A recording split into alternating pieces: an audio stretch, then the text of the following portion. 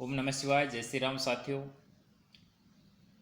समाज के अंदर चाहे देश के अंदर कोई भी विवाद हो जाता है, चाहे घरेलू विवाद है, चाहे ज़मीनी विवाद है, या रिश्तों में आपसी विवाद है, उसको सुलझाने के लिए चार शास्त्रों के अंदर नीति बताई गई है। मुख्य रूप से साम, दाम, दंड और भेद। साम मानी समझाने से, यानी कि खुद बैठ करके आपस में बातचीत करके जो मतभेद है उसको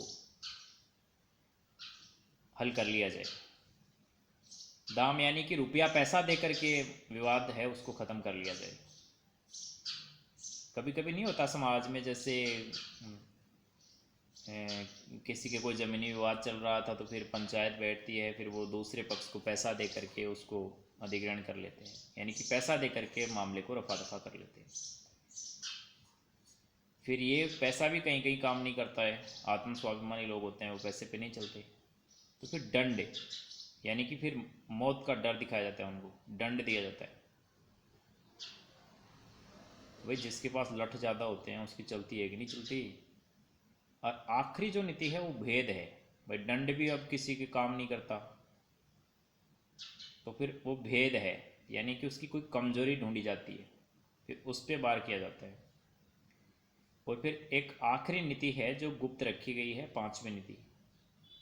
लेकिन देखो, ये चार ही नीति समाज में उपयोग के लिए उचित है। पांचवी नीति तो क्या है, वो तो विनाश है, विनाश ही होता है उसमें। फिर उसमें समझाइश की कोई गुंजाइश नहीं है, और इसमें दोनों ही पक्षों को नुकसान होता है, और विनाश ही है उसका अंतिम हल। तो जब भी आपके जीवन में या घर में या परिवार में या समस्या आए कभी ऐसी, तो सर्वप्रथम आप शाम नीति का प्रयोग करिए, फिर दाम नीति का, फिर दंड, और फिर भेद नीति का। इस प्रकार से आप मैटर को हल कर सकते हैं। अगर आपको नीतियों के बारे में नॉलेज नहीं है तो आप एक कानूनी सहायता ले सकते हैं। देश फिलहाल तो उनके पास सभी नीतियों का ज्ञान है। धन्यवाद। जय हिंद, जय भारत।